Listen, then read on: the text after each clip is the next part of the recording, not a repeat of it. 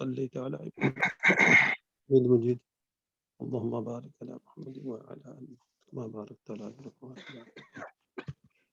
جی مولانا صاحب انشاءاللہ ہمارا ہفتہ وار پروگرام اور آج سلسلہ وار جو ہے سورت اس کی سورت لقمان ہی ہے، اس کا میرا خیال آخری رکوع ہے آج نا؟ جی جی آخری رکوع. تو انشاءاللہ تعالی آپ تلاوت قرآن پاک سے درس کا ابتدا کریں انشاءاللہ تعالی. ٹھیک ہے، جزاک اللہ. میں آواز کرتا ہوں. جی جی.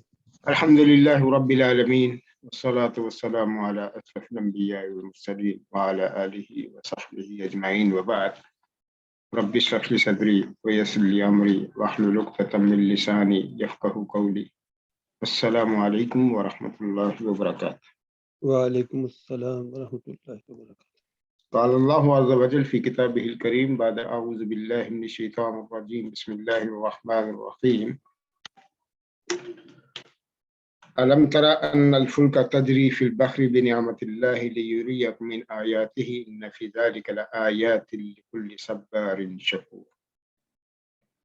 وإذا غشيهم موج كالظلل دعوا الله مخلصين له الدين فلما نجاهم إلى البر فمنهم مقتصد وما يجحد بآياتنا إلا كل ختار كفور.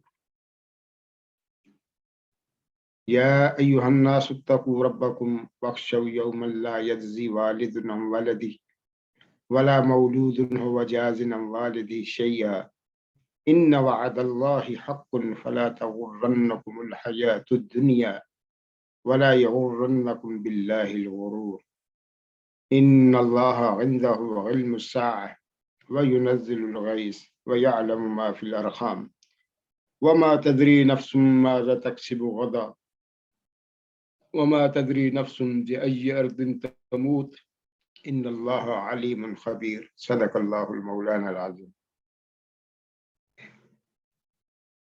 آخری رکوع سورہ لقمان کا، اور اس رکوع میں توحید کے اوپر کچھ نشانیاں بتائی ہیں کہ ان نشانیوں کے ذریعے تم اپنے رب کو پہچاننے کی کوشش کرو، اور انسان کی کمزوریاں بھی بتائی ہے. علم تارا، کیا آپ نے نہیں دیکھا، ان الفلک تجری فی البحر، یا کیا آپ نہیں دیکھتے کہ کشتیاں سمندر میں چلتی ہیں. فلک کشتیاں سمندر میں چلتی ہیں، اور آج کے دور کے حساب سے آپ بحری جہاز بھی کہہ سکتے ہیں. بنعمت اللہ، اللہ کی نعمت کی وجہ سے، اللہ کے فضل سے چلتی ہیں. لیوریکم من آیاتی، تاکہ وہ تمہیں اپنی نشانیاں دکھائے. ان فی ذلک لآیات لکل صبار شکور، اس میں نشانیاں ہیں ہر اس شخص کے لیے جو بہت زیادہ صبر کرنے والا اور شکر کرنے والا ہے. آگے اس کی کیفیت بتائی. وَإِذَا غَشِيَهُم مَوْجٌ كَالظُّلَلِ، جب انہیں کوئی موج ڈھانپ لیتی ہے سائبان کی طرح، سائے کی طرح. غشیم ڈھانپ لیتی ہے، موجن سمندر کی کوئی لہر، کوئی موج، كالظُّلَلِ سائے کی طرح، سائبان کی طرح، بادل کی طرح اوپر آ جاتی ہے. دعوا اللہ مخلصین لہ الدین، تو اللہ کو خالص کر کے اس وقت اللہ سے دعا کرتے ہیں. اس وقت ان کو اپنے بت وغیرہ بھول جاتے ہیں. فلما نجاہم الی البر، جب اللہ ان کو نجات دے دیتا ہے خشکی کی طرف، فمنہم مقتصد، ان میں سے کچھ میانہ رو ہو جاتے ہیں. وما یجحد بآیاتنا الا کل ختار کفور، نہیں انکار کرتا ہماری آیات کا مگر وہ جو بد عہد ہے اور ناشکرا ہے. بے وفائی کرنے والا اور ناشکرا. خطار غدار کو بھی کہتے ہیں، بے وفائی کرنے والے کو بھی، اور کفور یہاں ناشکرے کے معنی میں. یا ایھا الناس اتقوا ربکم، اے لوگو اللہ سے ڈرو. یا ایھا الناس، اے لوگو، اتقوا ڈرو، ربکم اپنے رب سے. واخشوا یوما، اس دن سے بھی ڈرو.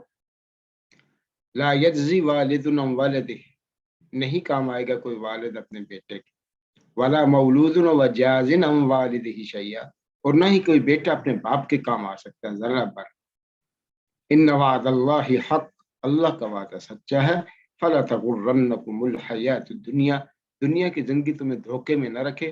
ولا یغرنکم باللہ الغرور، اور کوئی دھوکے باز اللہ کے بارے میں بھی تمہیں دھوکے میں نہ رکھے.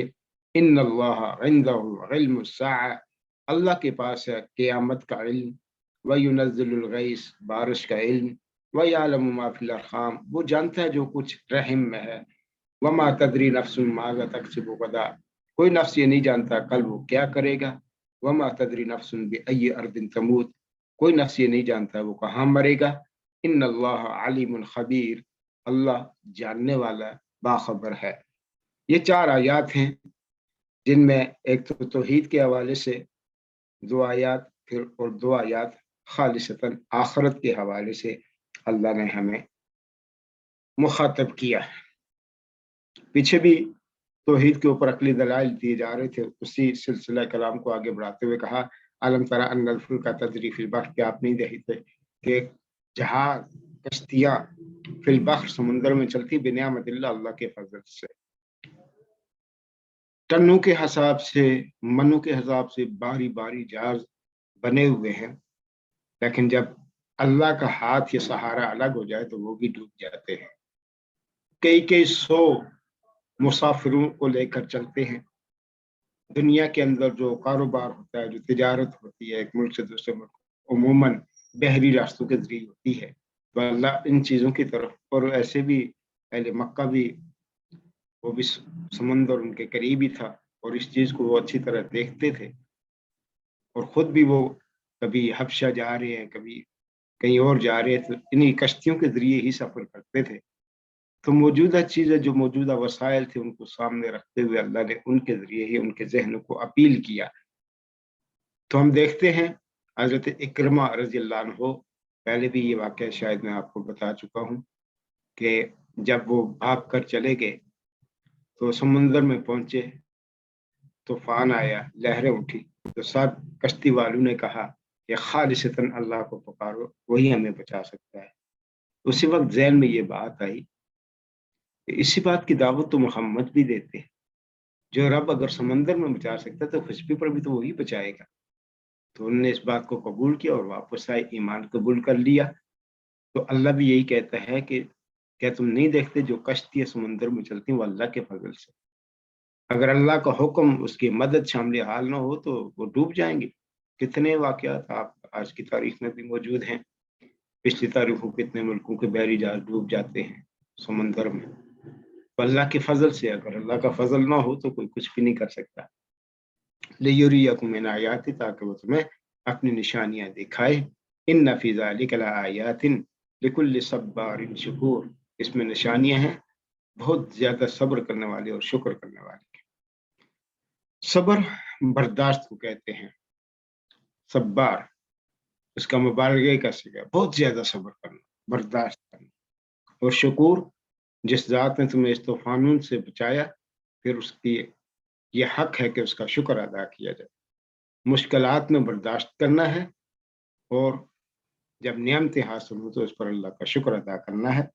नबी करीम सल्लल्लाहु अलैहि वसल्लम फरमाते हैं मोमिन का हर हाल खैर खैर है, तकलीफ पहुंचे तो सब्र करके अल्लाह की रज़ा हासिल कर लेता है, और नियामत मिले तो शुक्र करके अल्लाह की रज़ा हासिल कर लेता है। तो ये निशानियां सब्बार और शकूर लोगों के लिए, शकूर। और अल्लाह एक दूसरी जगह ये भी कहता है कि मेरे बंदों में से कम ही लोग हैं जो शुक्र गुजार हैं। एक आदमी बद्दू था, तवाफ करते हुए दुआ कर रहा था, अल्लाह मुझे अपने कलील लोगों में शामिल कर ले। कलील यानी कम लोगों में। तो हज़रत उमर ने सुना ये क्या कह रहे हैं, उन्होंने कहा अल्लाह ने कहा ना कि मेरे कम ही बंदे हैं जो शुक्र करने वाले। उमर कहते हैं एक बद्दू भी मुझसे ज्यादा जानता है। तो शुक्र, अल्लाह का शुक्र, हर हाल में शुक्र, अल्हम्दुलिल्लाहि अला कुल्ली हाल। अल्लाह शुक्र करने वालों का कदरदानी करता है। अल्लाह शाकिरीन, अल्लाह की सिफ़त बयान की गई कि वो कदरदानी करता है उसकी इताअत करने वालों को, उसकी राह में तकलीफों को बर्दाश्त करने वालों को कदरदानी करता है। वइज़ा गशियहुम मौजन, जब कोई मौज, कोई लहर समुद्र की उनको ढांप लेती है, तूफान आता है और कश्ती या जहाज के ऊपर आ जाता है, एंड सर पर आ जाता है, डूबने के करीब होता है, साहिबान की तरफ, बादल की तरह, दआवुल्लाह मुखलिसीन लहुद्दीन, तो खालिसतन अल्लाह को पुकारते हैं, खालिसतन अल्लाह। उस वक्त कोई लात, कोई उज़्ज़ा, कोई मनात, कोई पीर, कोई गदी, कोई आस्ताना, कोई भी मददगार नहीं होता, ना याद आता है। اور صرف اللہ کی ذات یاد آتی ہے. اور یہ واقعہ ہم اس طرح کا واقعہ آپ دیکھیں، جب بیت اللہ پر ابرہہ نے حملہ کیا ہاتھیوں سے، تو عبد المطلب اور اہل مکہ نے مل کر بیت اللہ کے سامنے جا کر کہا اللہ یہ تیرا گھر ہے، اس کی حفاظت تو کر. ان کے اونٹ ابرہہ نے قبضے میں کر لیے تھے. میں اپنے اونٹوں کے حوالے سے بات کرتا ہوں. جا کر جب ان سے بات کی تو ہاں جی کیوں آئے؟ جا اپنے اونٹوں کے حوالے سے. میں نے سوچا تو بیت اللہ کے لیے کوئی بات کرنے آیا ہوگا، میں تجھے بڑا زیرک اور دانا سمجھتا ہوں. انہوں نے کہا جس کا گھر ہے وہ خود حفاظت کرے گا، اونٹ میرے ہیں، میں ان کی بات کرنے آیا، مجھے میرے اونٹ واپس کر دیے جائیں. تو جب اس وقت انہوں نے یہی کہا کہ یہ اللہ کا گھر ہے، اللہ ہی کی حفاظت کرے گا.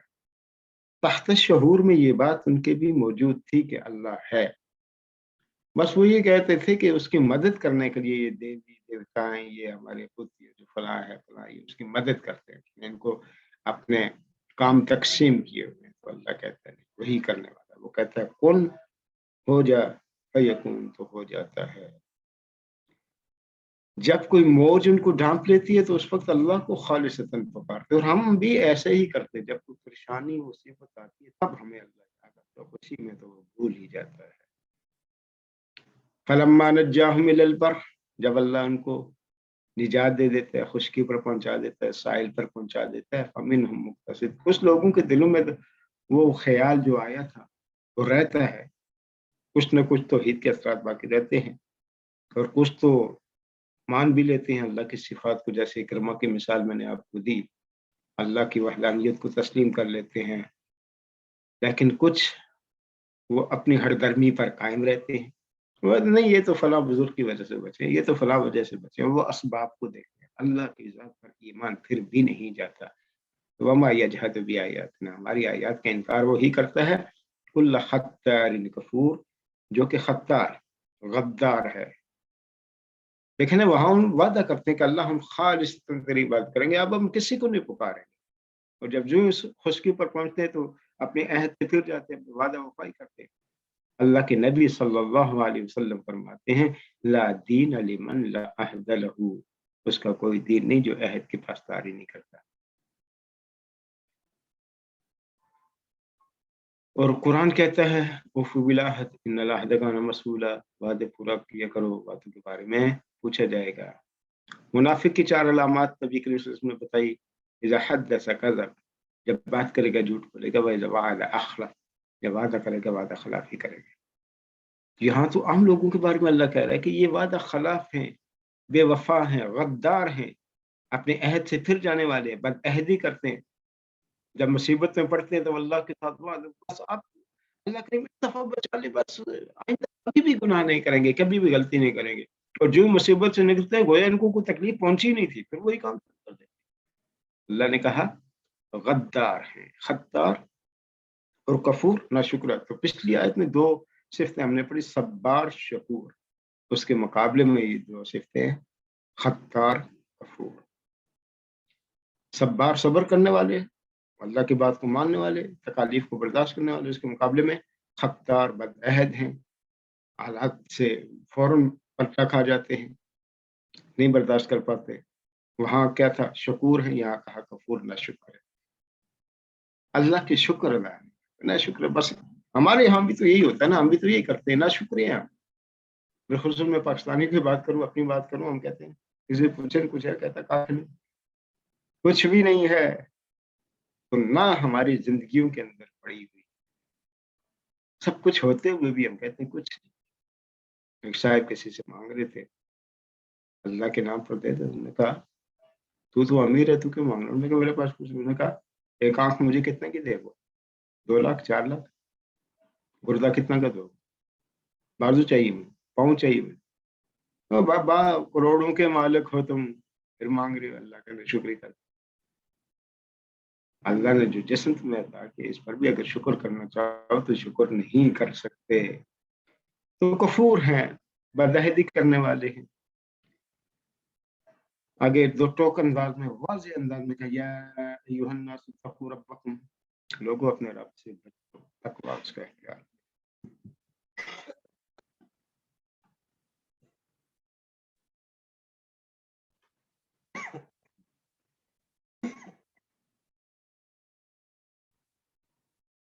لوگوں اپنے رب سے بچو، اپنے رب کا تقوی اختیار کرو، اتقو، ڈرو۔ اچھا، اس لیے اس سے نہیں ڈرنا ہے کہ وہ کوئی ظالم ہے، جابر ہے، ڈرنا اس لیے کہ کہیں وہ ناراض نہ ہو جائے، کہ ناراضگی سے بچنا ہے۔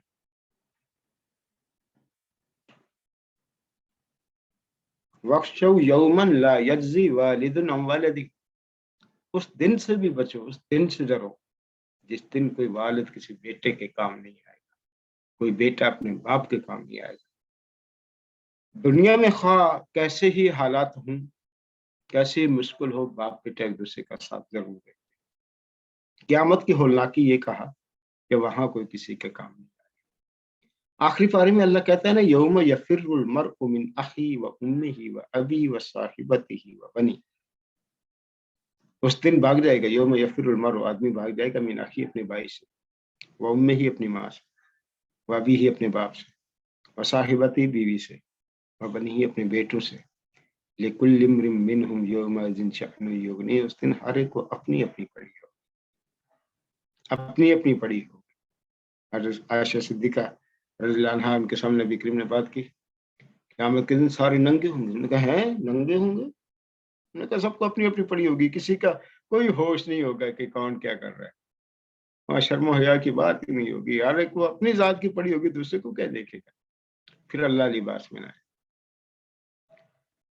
ہر آدمی اپنے اعمال کے حساب سے پسینے میں ڈوبا ہوا، کسی کا پسینہ گھٹنوں تک، ٹخنوں تک، گھٹنوں تک، کمر تک، گردن تک، تو پورا ہی پسینے میں ڈوبا ہوگا۔ بڑی ہولناک گھڑی ہوگی، اس دن سے ڈرو، اس دن سے بچو۔ اور یہ فطرتی بھی ہے، عقلاً بھی ایسے ہی ہوگا۔ عقل بھی اس بات کا تقاضا کرتی ہے کہ جو لوگ دنیا میں رہتے ہیں، کہیں ان پر ظلم و زیادتی ہوتی ہے یا کوئی محنت مشقت کرتے ہیں، تو اس کا آخر کہیں نہ کہیں تو کوئی بدلہ ملنا چاہیے نا، تو ایک دن تو آنا چاہیے نا، ورنہ تو وہ حکیم ہے، وہ مقصد اس نے دنیا کو پیدا نہیں کی، یوں ہی پیدا ہونا ہے، کھانا ہے، مر جانا ہے جانوروں کی طرح، پھر تو کوئی مقصد نہ ہو، اختیارات دینے کا، اچھے برے اعمال کا کوئی مقصد تو نہ ہوگا۔ تو عقلاً بھی عقل اس بات کا تقاضا کرتی ہے ایک دن ایسا ہونا چاہیے، دا ڈے آف ججمنٹ، جہاں سب کو انصاف ملے، سب کو برابر صلہ ملے۔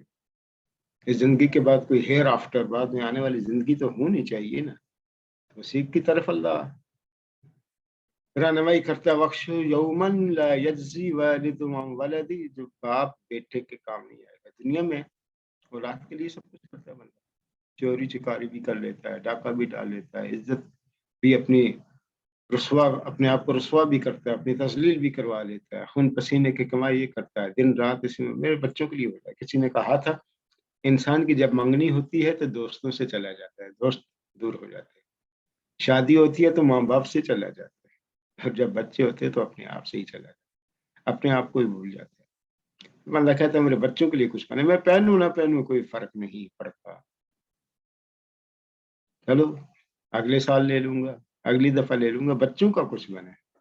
بانو قدسیہ نے ایک بڑا پیارا مضمون لکھا ہے اس حوالے سے مردوں کے حق میں، کہ وہ آگے ہوتا ہے روڈ کراس کرتے ہوئے، بیوی کو بچوں کو پیچھے رکھتا ہے، بیوی کو کہتا ہے یہ خرید لو، بعد میں رش میں کیسے تم آگو، میں تو چلو پھر بھی لے لوں گا، ابھی پچھلے سال کی جوتیاں اسی طرح پڑی ہے، کون سی میں استعمال کر لیں، پالش کر کے استعمال کر لوں۔ والد اولاد کے لیے سب کچھ کرتا ہے، لیکن وہ دن ایسا ہوگا جہاں اولاد اگر پھنسی ہوگی نا تو والد اس کے کسی کام نہیں آئے گا۔ نبی کریم صلی اللہ علیہ وسلم نے اپنے خاندان والوں کو مخاطب کیا، یا فاطمہ اعملی علی مکانتکی، فاطمہ عمل کر لو، یا صفیہ اعملی علی مکانتکی، صفیہ عمل کر لو، صفیہ آپ کو پھپھو تھی، یا عباس اعمل علی مکانتکا، عباس عمل کر لو، چچا ہے، فاطمہ بیٹی ہے۔ یہ ذہن سے نکال دو کہ دین کے حوالے سے میں تمہاری قیامت کے دن کو بدل کر سکتا ہوں، نہیں، اپنے اپنے اعمال کے حساب سے حساب کتاب ہوگا، جزا سزا کوئی کسی کے کام نہیں آئے گا۔ ولا مولود هو جاز عن والدی، بچہ باپ کے کام نہیں آئے گا، ذرہ بھی، شیء ذرہ بھی، ہمارے کو اپنی اپنی پڑی ہوگی۔ اللہ یہ بھی کہتا ہے نا، ولا تزر وازرۃ وزر اخرى، کوئی کسی دوسرے کا بوجھ تو نہیں اٹھائے گا، باپ کی جگہ بیٹے کو نہیں پکڑا جائے पेट की जगह बाप को नहीं पकड़ा जाएगा। हर एक को अपने अमाल का सिला, हर एक को अपने अमाल का हिसाब देना होगा, हिसाब देना होगा। कोई किसी दूसरे की जगह नहीं हो सकता। कई दफा हमारे नादान लोग, नासमझ लोग, कम इल्म लोग, कम अक्ल लोग कहते हैं तो वो पीर साहब है ना, हमें बख्शवा देंगे ना, उनकी बैत क्यों की? पीर साहब को अपनी पड़ी होगी बाबा, वो हमें क्या बचाएंगे? बल्कि इन पीरों के बारे में अल्लाह का ये तो क़यामत के दिन अपने मानने वालों का ही इनकार कर देंगे। वो कहेंगे हम तो इनको जानते नहीं और हकीकत भी यही है। पिछले हफ्ते मुझे मीरपुर जाने का इत्तेफाक हुआ 5 फरवरी को, तो वहां से मैं खड़ी शरीफ मियां मोहम्मद बख्श का वो कब्र वगैरह है, उनकी ज़ियारत करके चला गया। और बात याद आई, हमें कुरान की आयत याद आई। साथ ही मेरे शागिर्द भी थे, दोस्त। ये जो लोग आज आकर इनको पुकार रहे हैं, इनसे दुआएं मांग रहे हैं, सजदे टेक कर रहे हैं, पिछानियां टेक रहे हैं, हाजते मांग रहे हैं, ये बेचारे असल इन कब्र में हैं भी नहीं। अगर हैं तो ये इनको पहचानते ही नहीं है। ये तो कल क़यामत के दिन कह देंगे हम तो इनको नहीं जानते, और वाकई वो सच्चे होंगे। ये उनको जानते नहीं, वो इनको जानते नहीं। इनको अपना हाजत रवा, मुश्किल कुशा मांगते हैं, मानते हैं, और ये क़यामत के दिन कहेंगे बाबा हमें छोड़ो, हमने तुम्हें नहीं कहा था हमारी इबादत। वाकई हकीकत उन्होंने तो सीधी राह दिखाई। उस्मान अली अजवेरी हैं, फरीदुद्दीन गंजशकर हैं, फलां फलां। इन लोगों ने तो दिन का काम किया, हमने इनको अपना वो लिया, वो माबूद बना लिया। इनके आस्थानों पर हाजिरी देते हैं, अल्लाह से मांगो। वो कहता है नहनु अक़रबु मिन हब्लिल वरीद, हम तो शायद से ज्यादा करीब है। सूरह बकरा में कहा इज़ा सअलका इबादी अन्नी फ़इन्नी क़रीब उजीबु दावत दाई। जब तुझसे मेरे बंदे मेरे मतलब पूछे तो उनको बताओ मैं करीब ही हूँ। उजीबु दावत दाई, पुकारने वाले की पुकार का जरूर जवाब देता हूँ। इज़ा दअन, जब भी पुकारेगा मैं जवाब दूंगा। उससे दुआ न मांगे तो वो नाराज होता है। दुनिया वालों से मांगे तो ये नाराज होते हैं, उससे न मांगे तो नाराज। वो तो हर रोज रात को आसमान दुनिया पर तशरीफ लाता है। अल मिन मुस्तगफिर, है कोई बख्शिश तलब करने वाला? अल मिन साइल, है कोई मांगने वाला? है कोई दुआ करने वाला? मैं तो तैयार हूँ। हम तो माहिल बकरम हैं, कोई साइल ही नहीं, राह दिखलाए किसे, कोई राह रवे मंजिल ही नहीं। अल्लाह कहता हम तो माहिल बकरम हैं, हम तो कर्म करने के लिए तैयार है, कोई साइल ही नहीं, मांगने वाला हो तो हम दे ना। राह दिखलाए किसे, कोई राह रवे मंजिल ही नहीं। किसकी रहनुमाई करें? कोई इस राह पर चलने के लिए तैयार तो हो। अजानें शुरू हो गई है, थोड़ा वक्फा कर ले।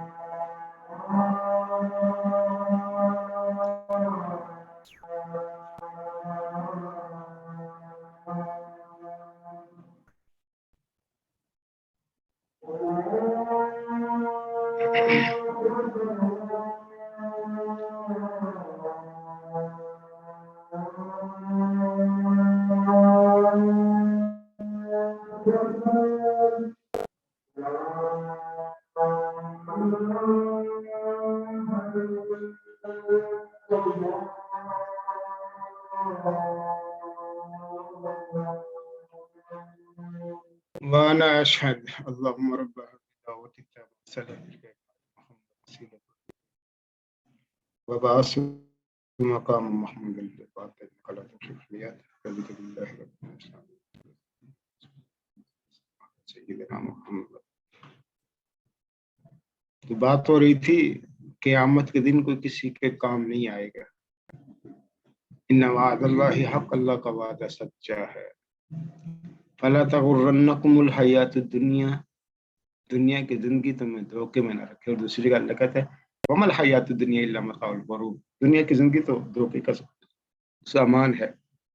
عبداللہ ابن عمر کہتے ہیں نبی کریم صلی اللہ علیہ وسلم نے اخذ بمنکبی، میرے کندھے کو پکڑا اور کہا کن فی دنیا کا انکا غریب و عابر السبیل، دنیا میں ایسے رہو جو گویا مسافر ہو یا اجنبی ہو.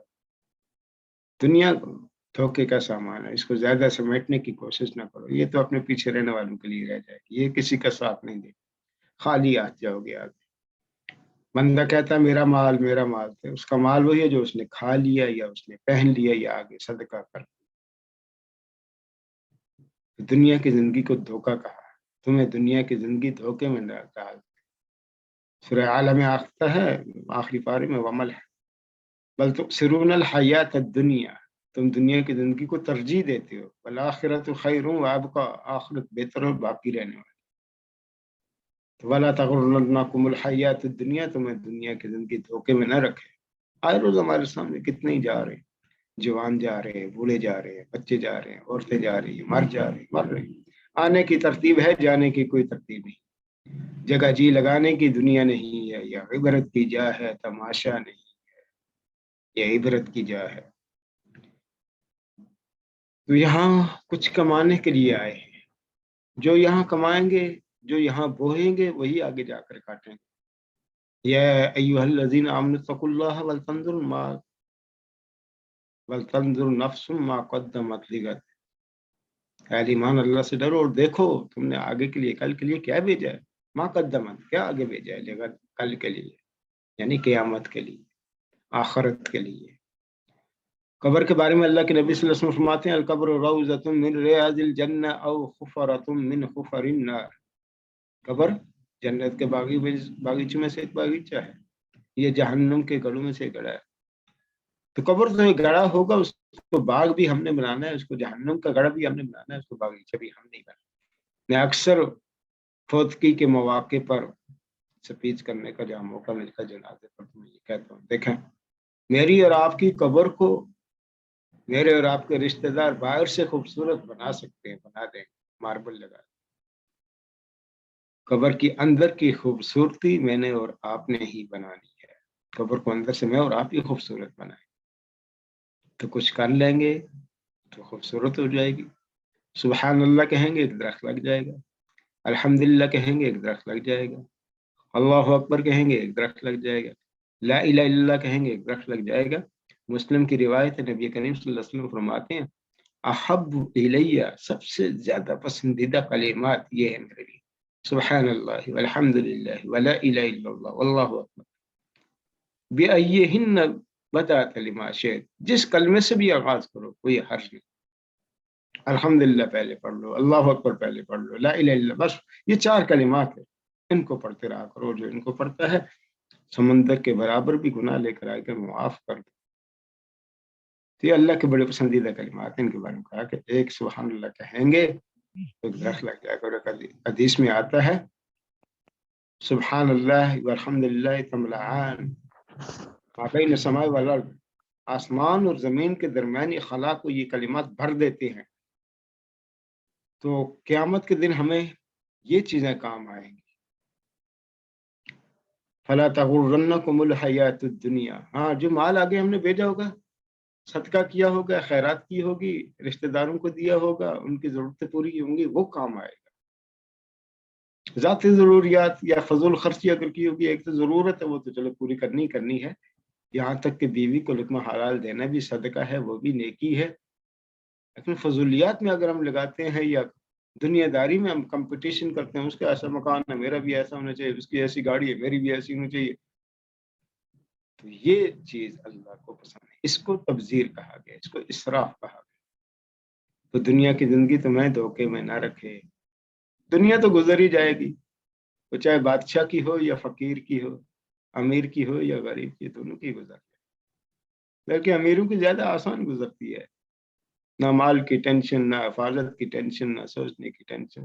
مالداروں کے لیے تو زیادہ پریشانی، مال تو ہے لیکن کھا نہیں سکتے، گولیاں کھا کر نیند کرتے ہیں۔ غریب فقیر مسجد میں جائے گا، سو جائے گا، چٹائی پر بھی نیند آ جائے گی، سکون سے نیند آئے گی، لیکن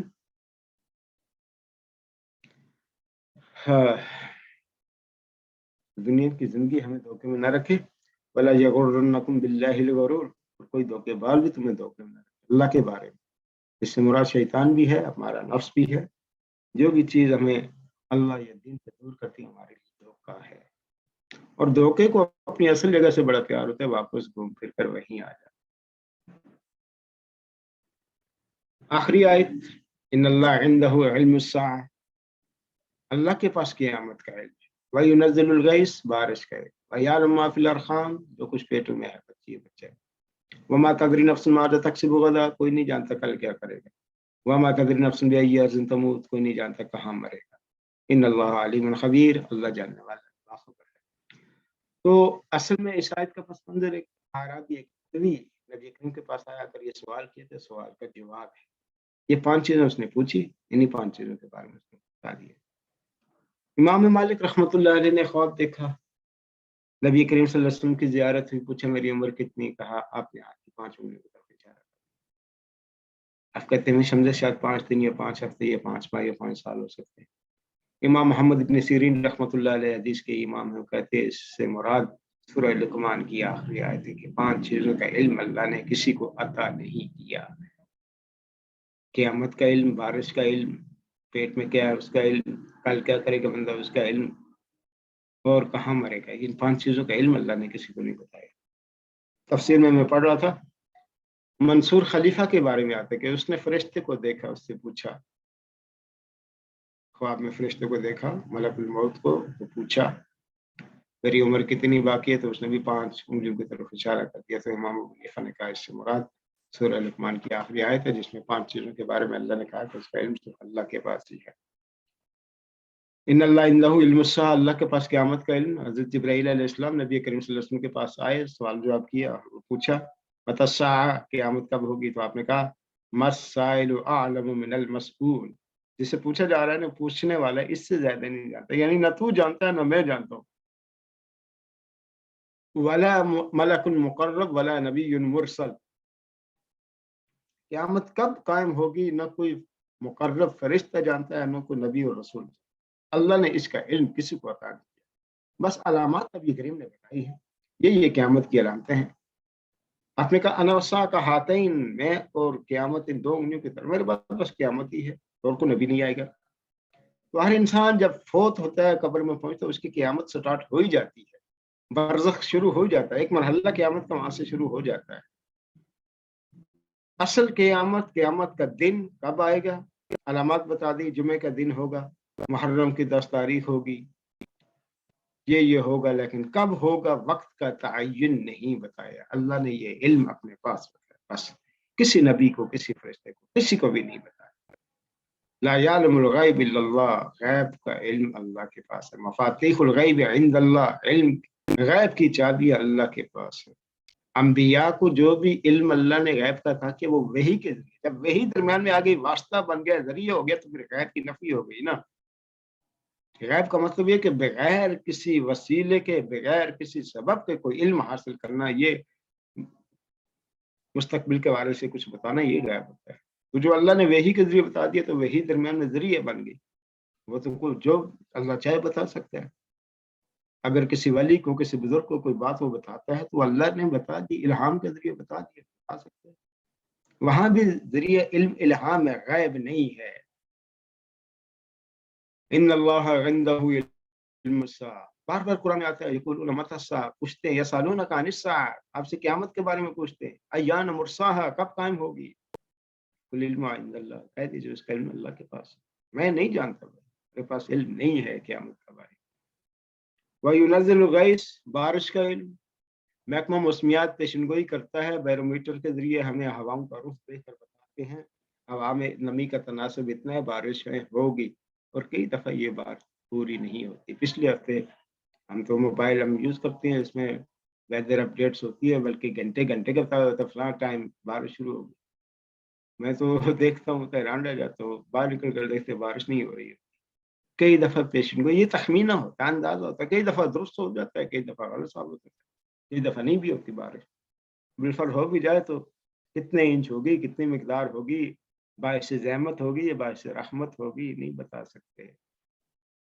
مکمل علم اللہ کے پاس، یہ تو اسباب کے ذریعے ہے نا، ہوا میں نمی کے تناسب دیکھ لیا، ہواؤں کا رخ دیکھ لیا، مونسون ہوائیں، یہ تو ذرائع علم موجود ہے نا، ان کے ذریعے پتہ لگا رہے، غیب تو نہیں جانتے۔ ایک بندہ، میں یہاں بیٹھا ہوں، میں کہوں کل بارش ہوگی، بغیر کسی دیکھے کے، بغیر کسی چانس کے، یہ غیب ہے۔ میں ایسی پیشن گوئی نہیں کر سکتا کل بارش ہوگی۔ ہاں اگر میں پیشن گوئی بھی کروں گا، کچھ اسباب دیکھ کر کروں گا نا، موسم کا رخ ایسا لگتا ہے، ہوائیں ایسے چل رہی، شاید بارش ہو، شاید کہیں گے، یقینی خبر ہم نہیں دے سکتے۔ بارش کا علم اللہ کے پاس ہے، کیسی ہوگی، کب ہوگی، کہاں ہوگی، کتنی ہوگی، باعث رحمت ہے، باعث زحمت ہے، یہ اللہ ہی بتا سکتا ہے۔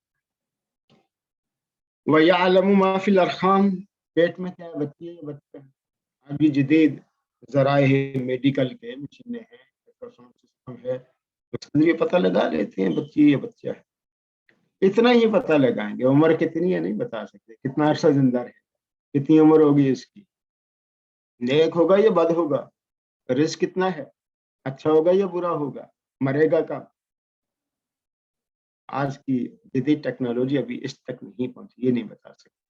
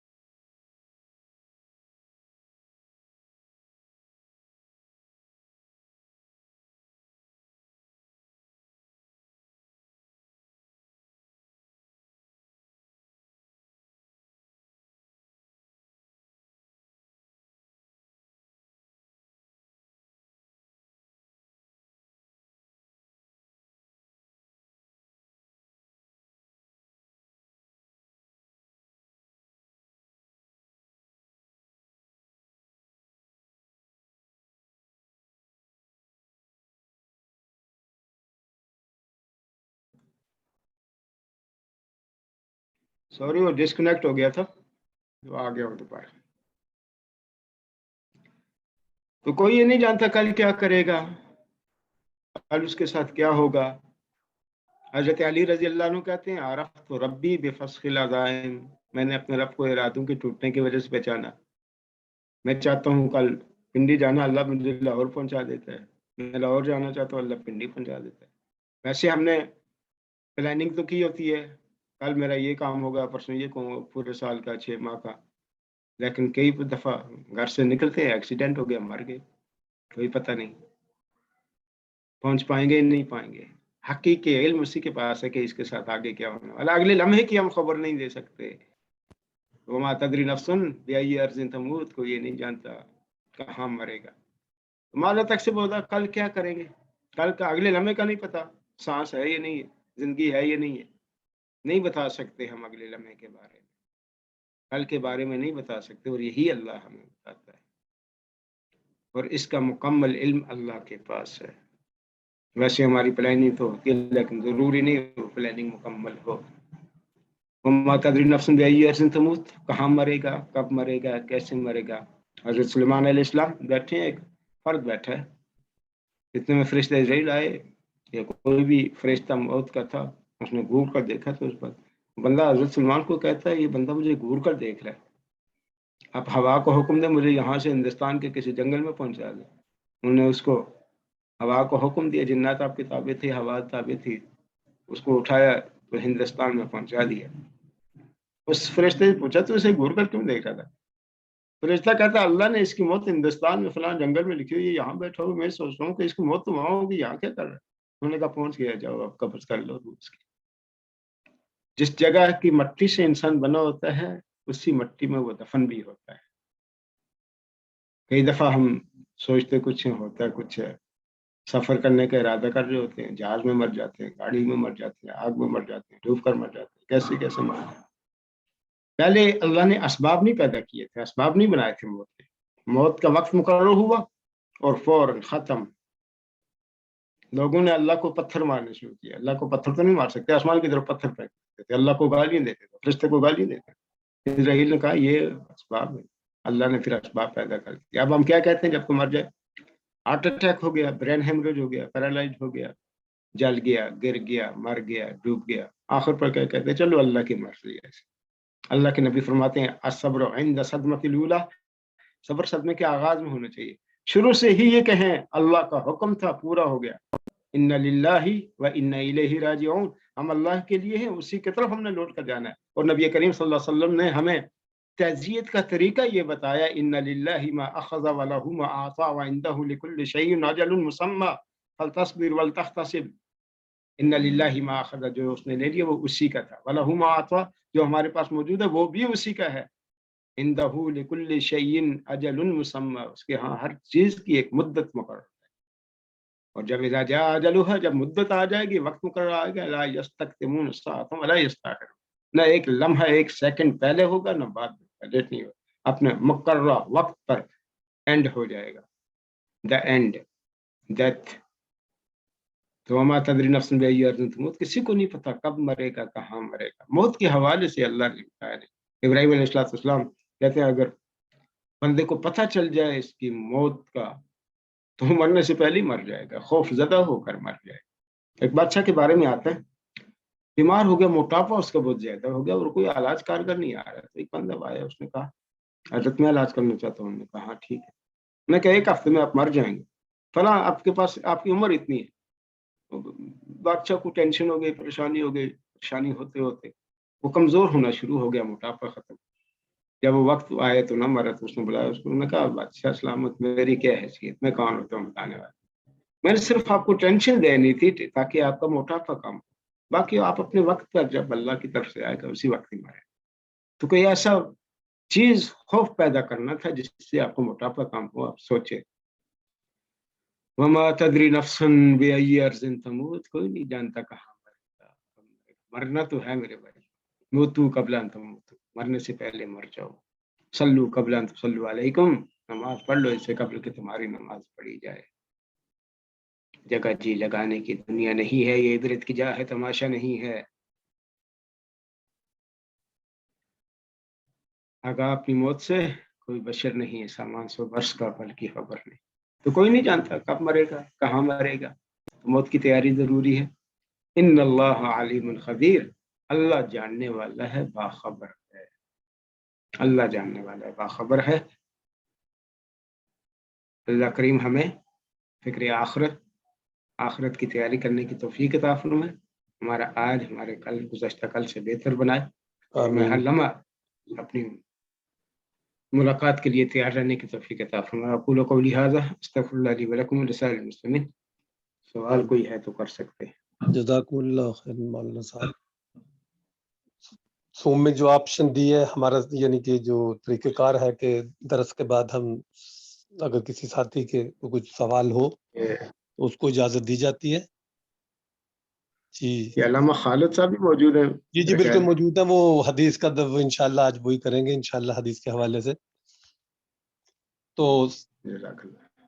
جی جی جو آپشن دی گئی ہے جی، ساتھی سے گزارش ہے کہ وہ ہاتھ کھڑا کریں اور اپنا سوال جو ہے ان کا وہ کر سکتے ہیں انشاءاللہ. ویسے سوال آ سکتے تھے، یہ جو 4 چیزیں بتائی گئی نا آخری آیت میں، جی بارش کا اور موسمیات کا اور بچی اور بچے کے بارے سے، وہ میں نے وضاحت اسی لیے اس انداز سے کر دی اچھا. کہ جی جی یہ جی سوال ہی پیدا نہ ہو. صحیح. جی چلے، اس کے باوجود پھر بھی ساتھیوں سے یعنی کہ اگر کسی کا یہ پھر بھی عمران سوال بھائی سوال کرنا چاہتے ہیں. جی ہاں جی جی عمران صاحب. السلام عمران صاحب علیکم. بولے. وعلیکم السلام ورحمۃ اللہ. جیسے کہ آپ نے اندازہ لگایا مولانا صاحب، بالکل وہی 4 پوائنٹ سے اس پہ میرا سوال تھا. تھوڑا سا آپ نے وضاحت اس سوال کی کر دی، لیکن پھر بھی اگر تھوڑا سا مزید وضاحت کر دیں. جیسا کہ آپ نے جی جی اپنے درس میں بتایا کہ ماں کے پیٹ میں کیا ہے وہ کسی کو اس چیز کا اندازہ نہیں، لیکن پھر آپ نے وہ اسی درس کے اندر ہی بتایا کہ نہیں، آج کی سائنس اور ٹیکنالوجی ہے وہ اتنی دور جا چکی ہے، کیونکہ ہم ایک ایسے ماحول میں رہتے ہیں جہاں ہم اس چیز کا مطلب ہے تجربے ایکسپیرینس ہوتے رہتے ہیں ہمیں، جہاں پہ یہ مطلب ہے ہر روز اس دیکھتے ہیں. معاشرے کے اندر جی یورپ کے اندر تقریباً جی تیسرے جی چوتھے مہینے کے بعد یہ لوگ بتا سکتے ہیں کہ بیٹا ہوگا یا بیٹی ہوگی. تو اس پہ آپ تھوڑی وضاحت کریں گے؟ جیسے کہ آپ نے روشنی تو ڈالی کہ شاید مطلب یہ نہیں بتا سکتے کہ اس کی عمر کتنی ہوگی، اس کی یہ مرے گا کب، یہ کیسے پیدا ہوگا، اور یہ ساری جو چیزیں تھوڑا سا اس پہ بتائیں گے کہ مطلب اس کے اللہ تعالیٰ کا اس سے دیکھیں نا، مطلب کیا مراد ہے؟ اللہ اللہ کریم کا جو واضح اس نے کہہ دیا نا کہ یعلم ما فی الارحام، رحم میں کیا ہے. ٹھیک ہے، اللہ چاہے تو اس کی شکل بدل سکتا ہے. ٹھیک ہے، بچی ہے یا بچہ ہے یہ ہماری مشین صرف اتنا بتا سکتی ہے نا. مکمل علم ہماری مشینری ابھی تک نہیں بتا سکتی کہ کتنا وہ زندہ رہے گا، کیا کھائے گا، کیسی اس کی زندگی ہوگی، اچھا ہوگا، برا ہوگا، نیک ہوگا یا بد ہوگا. یہ چیزیں ہماری مشینری ابھی تک نہیں بتا سکتی. اسی کی طرف اشارہ ہے کہ اس کے پاس مکمل علم ہے کہ یہ انسان کتنا زندہ رہے گا. حدیث میں آتا ہے کہ انسان 4 مہینے، جب پہلے اس کے 3-4 سٹیپ جو بتائے ہیں کہ لوتھڑا ہے، خون ہے، پھر گوشت ہے، پھر ہڈیاں، پھر روح جب پھونکی جاتی ہے تو اس کے بعد اس کے لیے لکھ دیا جاتا ہے، اس کی عمر لکھ دی جاتی ہے، اس کا رزق لکھ دیا جاتا ہے، یہ لکھ دیا جاتا ہے کہ شقی ہوگا یا سعید. یہ سارا علم اللہ کے پاس تو ہے، لوح محفوظ میں اس نے محفوظ رکھا، اس کے پاس ہے. لیکن ہم نہیں بتا سکتے کہ آنے والا کتنے دن زندہ رہے گا، کتنے گھنٹے زندہ رہے گا، کیسے اس کی زندگی ہوگی. تو اس کے پاس مکمل علم ہے. حدیث اس کی چیز کی وضاحت کر دیتی ہے. ہمارے پاس اگر علم ہے تو وہ بھی ناقص ہے. پھر ہم ذرائع ہیں، ہم ذرائع کے ذریعے حاصل کرتے ہیں نا، تو اللہ کو ذرائع کی ضرورت ہے. ہم تو مشین کے ذریعے پتہ کریں گے کہ بچی یا بچہ، بغیر مشین کے دیکھ کر بتا سکتے ہیں کہ بچی ہوگا یا بچہ ہوگا. کچھ علامات ہوں گی ہمارے پاس، ہم ان کے ذریعے، یعنی ہم وسائل کا استعمال کریں گے، اسباب کو تلاش کریں گے. اللہ کو بغیر اسباب کے علم ہے، تو ہمیں تو جو علم حاصل ہوگا وہ اسباب کے ذریعے ہوگا. تو پھر اسباب جب آگے درمیان میں تو پھر ہم یہ نہیں کہہ سکتے کہ غیب ہم نے بتا دیا. ہم نے اسباب کو ذرائع کے ذریعے ہم نے حاصل کرنے کی کوشش کی، اور وہ بھی ناقص علم ہے، آدھا بھی نہیں، ناقص ہے. صرف اتنا پتہ کیا کہ بچی ہو گئی یا بچہ ہوگا، بس. جزاکم اللہ. عمر اس کی نہیں بتا سکتے، اس کا نیک اور بد ہونا نہیں بتا سکتے، رزق اس کا ہم نہیں بتا سکتے. تو یہ ساری چیزیں تو اصل پورا علم کس کے پاس ہے، حقیقی علم کس کے پاس ہے؟ اللہ کے پاس ہے. تو اس آیت، یہ جو ہم جو ذرائع یا اسباب سے تلاش کر لیتے ہیں نا، یہ باتیں اس آیت کی نفی نہیں ہے. وہاں مکمل علم کی بات کی جا رہی ہے، کلی علم کی بات کی جا رہی ہے. یہ جو ہمارے پاس معلومات آتی ہیں، یہ کچھ معلومات ہم جو لے لیتے ہیں، یہ ذرائع کے ساتھ آتی ہیں. اصل بغیر کسی ذریعے کے کوئی علم حاصل کرنا یہ ہمارے بس کی بات نہیں. مطلب آپ کا کہنے کا مقصد یہ ہے کہ جب بچہ، یعنی کہ اللہ تعالیٰ جب حکم دے دیتا ہے کسی روح کو، تو وہ ساری کی ساری اس کی اے سے لے کے زیڈ تک جتنی اس کی زندگی میں جو چیزیں آنی ہوتی ہیں، جب اس نے پیدا ہونا ہے، جب اس نے کیسے پیدا ہونا ہے، لڑکی ہے لڑکا ہے، یا اس کی موت تک، وہ ساری چیزیں اس وقت لکھ دی جاتی ہیں. مطلب کہنے کا مقصد آپ کا یہ ہے کہ یہ صرف ایک مشین کے ذریعے صرف اتنا بتا سکتے ہیں کہ یہ لڑکی ہے یا لڑکا ہے، لیکن اس کی باقی زندگی کے تمام حالات اے سے لے کے زیڈ تک کیا ہونا ہے، ان کے پاس اس چیز کے ذرائع نہیں ہیں. ایسے ہی ہے.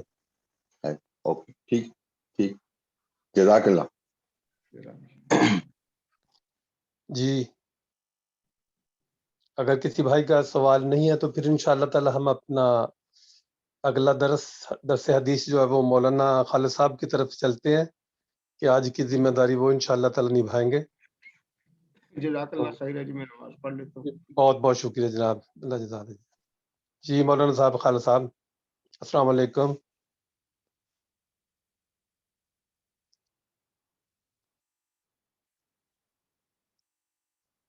جی مولانا خالد صاحب، آپ اپنا مائک کھول لیں مولانا صاحب.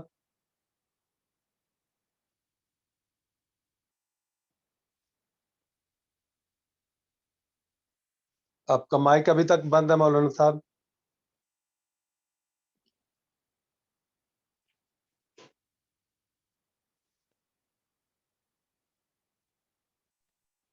جی کھلا ہے جی، جی السلام کھلا ہے. علیکم. وعلیکم السلام. کھلا ہے جی. جی بالکل بالکل بالکل. جی اچھا جی. جی جی انشاءاللہ تعالیٰ آج جی. درس حدیث کے حوالے سے آپ اس کو انشاءاللہ آج کے درس کو جاری رکھیں گے. بسم اللہ الرحمن الرحیم. گزشتہ درس حدیث جو ہم نے ریاض بھائی کے ساتھ سفر میں آپ کے سامنے کچھ گزارشات عرض کی تھیں، اب ہمارے ساتھی یہ سمجھتے ہیں کہ مدرس جو ہے یہ ایک مشین ہے، ٹیپ ریکارڈ ہے، بٹن دبایا تو اس نے پر بولنا شروع کر دیا. اب وہ سفر بھی تھا، تھکاوٹ بھی تھی، نیند بھی تھی اور کچھ باتیں ہوئیں، تو آج میں اسی درس حدیث کی آپ بھائیوں کے سامنے تھوڑی سی وضاحت کرنا چاہتا ہوں. دیکھیے، ہم لوگ نماز جنازہ ادا کرتے ہیں اور سامنے ایک میت ہوتا ہے، لیکن ہم دعا جو مانگتے ہیں اللہم مغفر لحینا ومیتنا، یعنی یہ جمع کے صیغے ہیں اور اس نا کے اندر تمام مردے جو ہیں وہ شامل ہو جاتے ہیں اور نا کے اندر تمام زندہ جو ہیں وہ لوگ شامل ہو جاتے ہیں اور سامنے تو ایک مردہ ہوتا ہے. کیا یہ جو ہم اللہ رب العالمین سے اس مرنے والے اور تمام مرحومین اہل ایمان کے لیے جو اللہ سے دعا مانگتے ہیں، کیا اس دعا کا ان کو کوئی اثر ہوتا ہے یا نہیں؟ اگر ان کا اثر نہیں ہوتا تو پھر تو یہ بے مقصد ہے عملی، اور یقیناً اہل ایمان کے ہاں یہ متفق بات ہے کہ اہل ایمان جب مردوں کے لیے دعا کرتے ہیں، حدیث پاک میں بھی آتا ہے، تو اللہ تعالیٰ ان کی دعاؤں کے ذریعے سے ان کی بخشش فرما دیتا ہے. جن کی بخشش ہو چکے ہیں ان کے درجات جو ہے وہ بلند ہو جاتے ہیں. رب تعالیٰ نے بھی قرآن مجید کے اندر ان کے لیے دعا کا حکم دیا ہے. ربنا اغفر لنا ولاخواننا الذین سبقونا بالایمان. یہ اللہ کا یعنی فرمان ہے، اللہ کی آیت ہے کہ جو زندہ لوگ ہیں وہ اللہ سے یوں دعا مانگتے ہیں، اے ہمارے رب ہماری بخشش کر دے اور ہمارے وہ تمام بھائی جو ایمان کے ساتھ ہم سے پہلے رخصت ہو چکے ہیں، اللہ ان سب کی جو ہے وہ بخشش فرما دے. یہ بات تو واضح ہے کہ زندہ لوگوں کی دعاؤں کا مرنے والوں کو فائدہ اور نفع جو ہے وہ پہنچتا ہے، اور اگر فائدہ اور نفع نہ پہنچتا تو اللہ کا رسول جو ہے یہ دعائیں تعلیم ہی نہ کر. اور دوسری بات جو ہے اس کے ساتھ میں آپ کی خدمت میں یہ عرض کرنا چاہوں گا، سیدنا یوسف علیہ السلام کی دعا ہے، فاطر السماوات والارض انت ولی فی الدنیا والآخرہ توفنی مسلمہ والحقنی بالصالحین.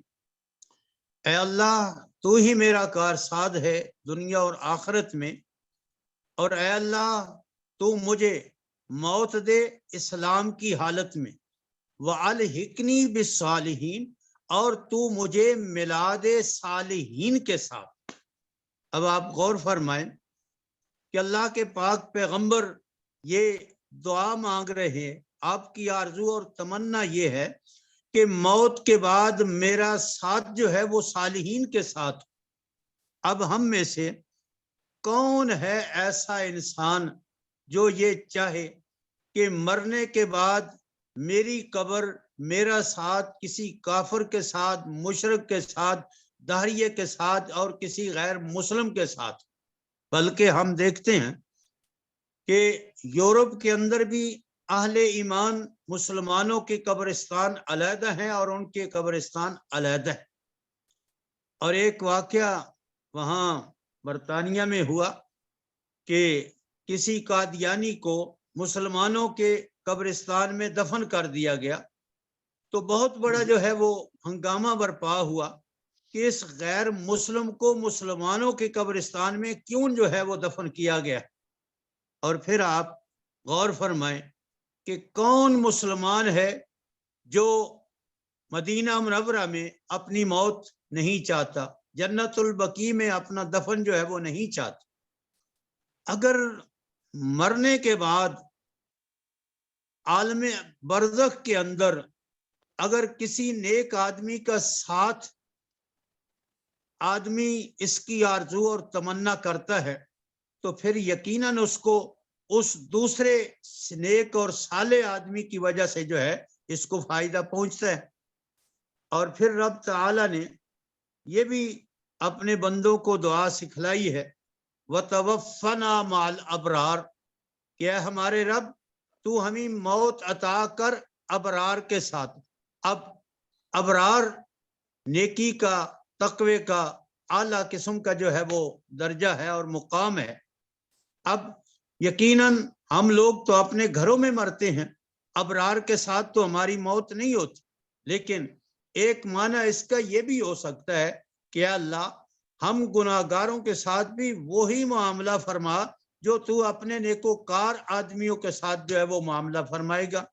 اور دوسرا یہ بھی ہو سکتا ہے کہ اللہ مرنے کے بعد ہم گناہگاروں کو بھی اپنے ان نیکوکار بندوں کے ساتھ جو ہے وہ جگہ عطا فرما۔ میں نے جو امام ابو حنیفہ رحمہ اللہ تعالی کا وہ ایک واقعہ سنایا تھا کہ اگر ساتھ نیک آدمی کی قبر ہو تو اس پہ جو اللہ کی رحمت نازل ہوتی ہے وہ ساتھ والے کو جو ہے اس کا اثر جو ہے اگر ایماندار ہے تو وہ پہنچتا ہے، اور یقیناً کسی نیک آدمی کے ساتھ ایماندار ہی کی قبر ہوگی۔ اور دوسرے رب تعالی نے جو یہ بات ارشاد فرمائی، وَلَا تُصَلِّ عَلَىٰ أَحَدٍ مِّنْهُمْ مَاتَ أَبَدًا، اے میرے پاک پیغمبر ان منافقین کی قبروں میں سے کسی کے پاس آپ کھڑے بھی نہیں ہو سکتے۔ اللہ کے پاک پیغمبر کا وجود وہ اللہ کی رحمت ہے، اور اللہ کی رحمتیں آپ پہ برستی ہیں بارش کی طرح، تو اس لیے اللہ تعالیٰ نے اپنے محبوب کو منع فرما دیا کہ آپ کے کھڑا ہونے سے ہو سکتا ہے کہ اس منافق کو جو ہے وہ میری رحمت ادھر بھی چلی جائے۔ آپ نے اللہ تعالیٰ نے حکم دیا، اس لیے دلائل شرع جو ہیں وہ 4 ہیں میرے بھائیوں، قرآن ہے، سنت ہے، اور اجماع ہے اور قیاس ہے۔ اجماع اللہ تعالیٰ نے سورہ النساء 5ویں پارے کے اندر ارشاد فرمایا ہے، وَمَن يُشَاقِقِ الرَّسُولَ مِن بَعْدِ مَا تَبَيَّنَ لَهُ الْهُدَىٰ وَيَتَّبِعْ غَيْرَ سَبِيلِ الْمُؤْمِنِينَ نُوَلِّهِ مَا تَوَلَّىٰ وَنُصْلِهِ جَهَنَّمَ وَسَاءَتْ مَصِيرًا۔ حضرت امام شافعی رحمہ اللہ تعالی نے اس آیت کریمہ سے اجماع کا مسئلہ جو ہے وہ نکالا ہے کہ امت مسلمہ کا اور خصوصاً صحابہ کرام کا جس بات پہ اجماع ہو جاتا ہے تو وہ بھی شریعت کی ایک دلیل بن جاتی ہے، وہ بھی اسلام اور دین کا ایک حکم جو ہے وہ بن جاتا ہے اجماع۔ اسی طرح قیاس ہے، مثال کے طور پہ نہ قرآن میں ہے نہ حدیث میں ہے کہ بھینس جو ہے وہ حلال ہے، اور آج کتنے ہی لوگ بھینس کا دودھ بڑے شوق سے پیتے ہیں، بھینس کا گوشت بھی کھایا جاتا ہے، حالانکہ نہ قرآن میں بھینس کا ذکر ہے نہ حدیث پاک کے اندر جو ہے وہ بھینس کا ذکر موجود ہے، لیکن اس کے باوجود علماء نے، فقہاء نے قیاس کیا ہے بھینس کے حلال ہونے پہ، گائے کے اوپر اور دوسرے حلال جانوروں کے اوپر جن کا ذکر قرآن مجید کے اندر آیا ہے کہ وہ یہ کام کرتے ہیں، بھینس بھی وہی کام کرتی ہے، اس لیے بھینس جو ہے وہ حلال ہے۔ اس لیے یہ سوال کرنا کہ یہ حدیث پاک جو ہے نکالو اور یہ کرو، حدیث پاک کے علاوہ بھی بے شمار مسائل، جس طرح ابھی مولانا محترم نے آپ کے سامنے جو ہے بے شمار ایسی چیزیں ذکر کی ہیں جو شاید حدیث پاک کے اندر جو ہیں ان کا ثبوت نہ ملے۔ تو اس لیے ایک بھائی نے قرآن مجید فرقان حمید کی آیت جو ہے اس کا کچھ حصہ وہ تلاوت کیا تھا، اور اکثر و بیشتر جو ہے وہ اس آیت کریمہ کے حصے کا تلاوت کرتے ہیں، وَلَا تَزِرُ وَازِرَةٌ وِزْرَ أُخْرَى۔ پوری آیت یہ ہے من اہتدی فإنما یہتدی لنفسی ومن ضل فإنما یضل علیہا ولا تزر وازرۃ وزر اخری وما كنا معذبین حتی نبعث رسولا۔ فرمایا جو ہدایت پائے گا یقیناً وہ اپنے نفع کے لیے ہدایت پائے گا، اور جو گمراہ ہوگا یقیناً اس کی گمراہی کا وبال اسی کے اوپر ہوگا، اور کوئی کسی کا بوجھ قیامت کے دن نہیں اٹھائے گا۔ مفسرین نے وَلَا تَزِرُ وَازِرَةٌ کا معنی اور مفہوم یہ ذکر کیا ہے کہ ایک آدمی گمراہ ہے اور وہ مر جاتا ہے اس گمراہی کو چھوڑ کر، اس کے بعد اسی گمراہی کو وہ بعد میں آنے والا اپنا لیتا ہے۔ اب اگر کوئی یہ کہے کہ وہ پہلا گمراہ تھا، اس نے بدعت اور یہ رسومات چھوڑی ہیں اور میں نے تو اس کے جو ہے وہ کرنے پہ جو کام کیا ہے، تو اللہ کہتے ہیں کہ کوئی کسی کا بوجھ اس نے اگر کیا ہے تو اس کے بعد تو نے وہی کرتوت کیا ہے، اس لیے تو بھی اتنا ہی مجرم ہے جتنا وہ ہے، اور تیرے بعد کوئی اور کرے گا تو وہ بھی اتنا ہی مجرم ہے جتنا تو جو ہے وہ مجرم ہے۔ اور سورہ آراف کے اندر بھی اس کا رب تعالیٰ نے ذکر جو ہے وہ فرمایا ہے۔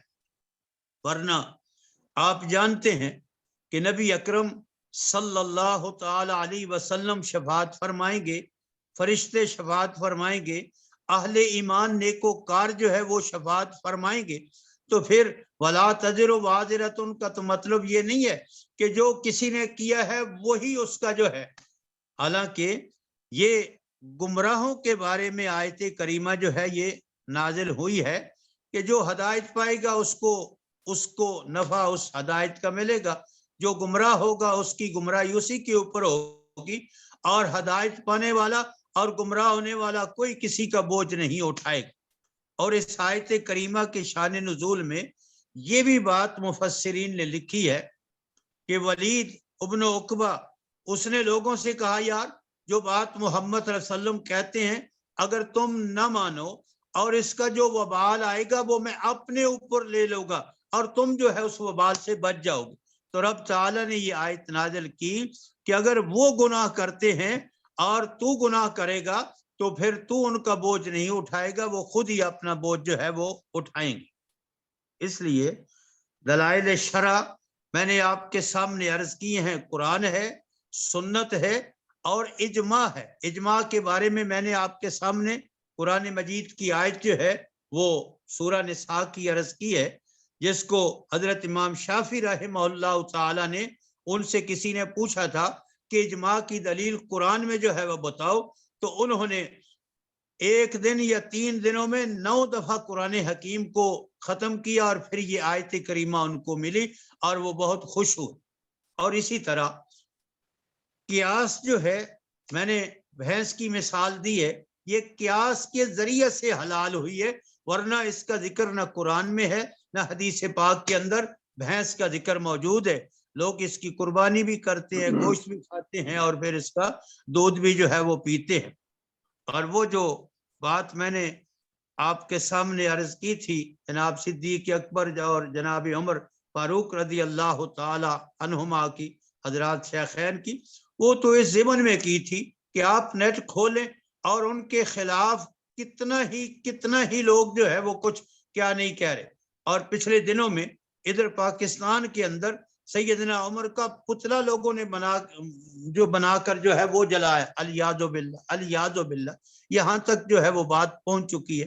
اب تو اسمبلی میں کھڑے ہو کر یہ لوگ جو ہے وہ دھن دناتے ہیں اور بڑے دعوے سے کہتے ہیں کہ ہم حسینی ہیں اور ہم یہ ہیں اور وہ ہیں فلاں ہیں. تو اس ضمن میں نے وہ بات جو ہے نا وہ کی تھی. اس لیے میرے بھائیوں ہر چیز جو ہے آپ کہیں نا کہ حدیث پاک سے، تو پھر میں جس طرح عرض کیا ہے کہ بھینس کا حلال ہونا قرآن سے نکال کر دکھائیں، حدیث سے نکال کر دکھائیں، کہیں نہیں ملتا. وہ قیاس کے ساتھ جو ہے وہ چیز ہے. تو اس لیے امام ابو حنیفہ رحمہ اللہ تعالی نے جو بات کہی تھی کہ اگر کسی آدمی گناہگار کی ہو ایماندار کسی نیک آدمی کے ساتھ قبر موجود ہے تو یقیناً اللہ کی رحمت اس پہ بھی جو ہے وہ پڑتی ہے. جس طرح جناب یوسف علیہ السلام کی دعا ہے والحقنی بالصالحین، اے اللہ اسلام پہ مجھے موت دے اور آخرت میں مجھے صالحین کے ساتھ جو ہے وہ ملا دے. اب ہم میں سے ہر آدمی یہ چاہتا ہے کہ میری کسی نیک آدمی کے ساتھ جو ہے وہ قبر ہو، اور ہم میں سے کوئی نہیں چاہتا کہ میری قبر کے ساتھ کسی مشرک اور کافر کی جو ہے وہ قبر جو ہے وہ موجود ہو. اور اس لیے ہمارے قبرستان جو ہے وہ علیحدہ ہیں، مسلمانوں کے علیحدہ ہیں اور دوسرے لوگوں کے جو ہے وہ علیحدہ ہیں. تو یہ چند گزارشات گزشتہ درس کے ضمن میں نے آپ کے سامنے جو ہے وہ عرض کی ہیں. اگر اس پہ کوئی بات ہو تو آپ فرمائیں. جی اگر کسی بھائی کا اس ضمن میں کوئی سوال ہو. جی اصغر بھائی. جی السلام علیکم. وعلیکم. میرا سوال ہے جو آپ نے جو 4 بیسک بتائی ہیں جس میں ایک اجتماع کی بات ہے. آج کے دور میں سب سے بڑا جو فتنہ ہے اسلامی اکنامک کانسیپٹ کے اوپر اور سود کے بزنس کے اوپر، اس کے اوپر بہت سے ملکوں میں جس میں ملیشیا شامل ہے، کینیڈا شامل ہے، امریکہ شامل ہے، اور سب سے بڑا اس وقت جو ہے وہ ٹرکی جو ہے ان کے علماء انہوں نے جو سٹاک کا جو بزنس ہے اس کو حلال دیا ہے. اور اس میں انہوں نے کہا کہ جی جو لوگ سٹاک کا جو بزنس کرتے ہیں اگر وہ حرام بھی ہے 5% سے زیادہ نہیں ہونا چاہیے.